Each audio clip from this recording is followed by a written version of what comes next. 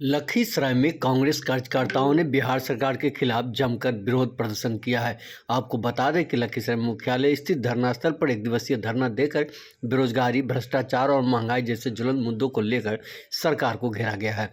जिला मुख्यालय धरना स्थल पर कांग्रेस कार्यकर्ताओं ने जोरदार प्रदर्शन भी किया और जमकर नारेबाजी की है। धरने की अगुवाई कर रहे प्रदेश के महिला कांग्रेस के कार्यकर्ता डॉक्टर कुमारी सोनी के द्वारा किया गया, जबकि धरना प्रदर्शन के दौरान बताया गया कि बिहार में युवा रोजगार के लिए दर दर भटक रहे हैं और महंगाई और भ्रष्टाचार चरम पर है।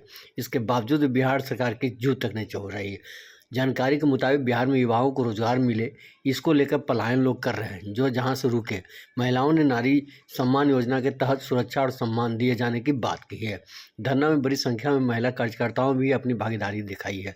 प्रदर्शनकारियों पोस्टर, बैनर और नारों के जरिए सरकार की नीतियों के खिलाफ आक्रोश जता रहे हैं। धरना प्रदर्शन के दौरान रोजगार दो और भ्रष्टाचार रोको, मोदी हाय हाय जैसे नारे लगाए गए। हालांकि इस संबंध में क्या करते कांग्रेस कार्यकर्ता गया स्कूल में उसको कोई मुआवजा नहीं मिला। और आप यह आक्रोश हमारे यहाँ युवा, नॉर्मल बुजुर्ग और महिलाएं सब आप भीड़ आपको बता रही होगी कि यहाँ आक्रोश कितना भरा हुआ है। यह मोदी सरकार और डबल इंजन की सरकार जो नीतीश सरकार है, उनको अब जागने की जरूरत है, क्योंकि यहाँ एक एक जनता को ये पता चल गया कि मोदी जी का जुमलाबाजी अब यह जनता बहुत भली भांति समझ गई है। और सबसे बड़ी बात है कि युवा की पुकार यह है कि नौकरी दीजिए या सत्ता छोड़िए।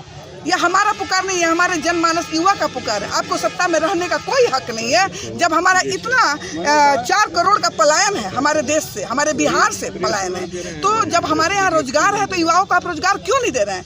अग्निवीर योजना के नाम पर आप उन्हें शहादत का दर्जा भी नहीं दे रहे हैं। क्या वो हमारे देश के लिए फर्ज निभाते निभाते कुर्बान हो रहे हैं, तो क्या उनको शहीद का दर्जा नहीं मिलना चाहिए? आप लोग बताइए, मिलना चाहिए कि नहीं मिलना चाहिए? क्योंकि उनके भी तो घर से शहीद, किसी माँ का बेटा जा रहा है तो माँ को भी तो उतना ही दर्द होता है जैसे शहादत में होता है।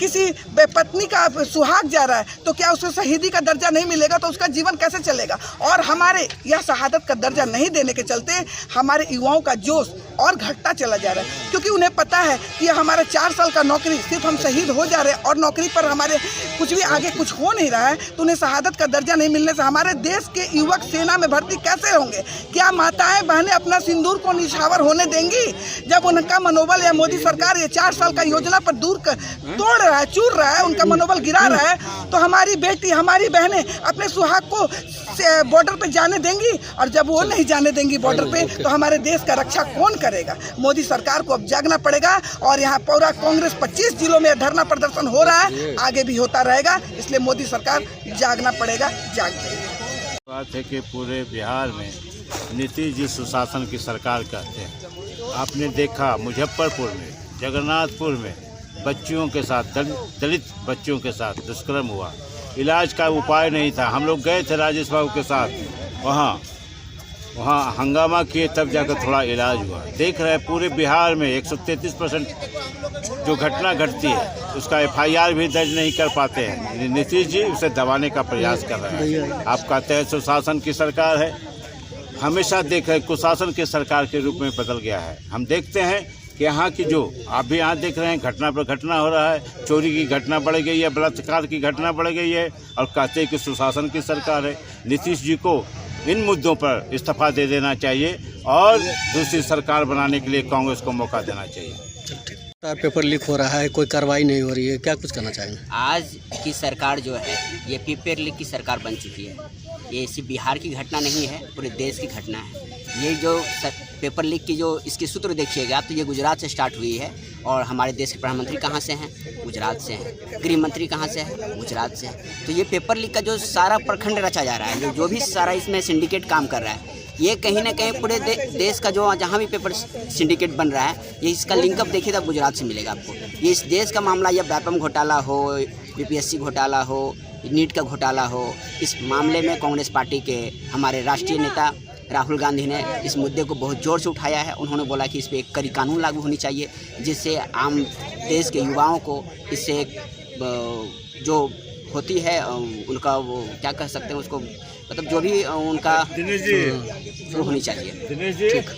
और धरना प्रदर्शन है, ये हमारी धरना प्रदर्शन एक कांग्रेस पार्टी की 25 जिला में एक साथ दी जा रही है, जिसमें कि युवाओं के, खासकर युवाओं के लिए लेके जा रही है कि रोजगार दो नहीं तो सत्ता छोड़ो। इस मामले में पिछले 20-25 साल से डबल इंजन की सरकार, डबल इंजन की सरकार है, तो आप गांव कस्बे में जाइए और देखिए कि वहाँ के युवाओं के, उनके माँ बाप कितने मेहनत करके पटना हो, जयपुर हो, चेन्नई हो, सब जगह भेजते हैं। बड़ी उम्मीद होती है अपने बच्चे से।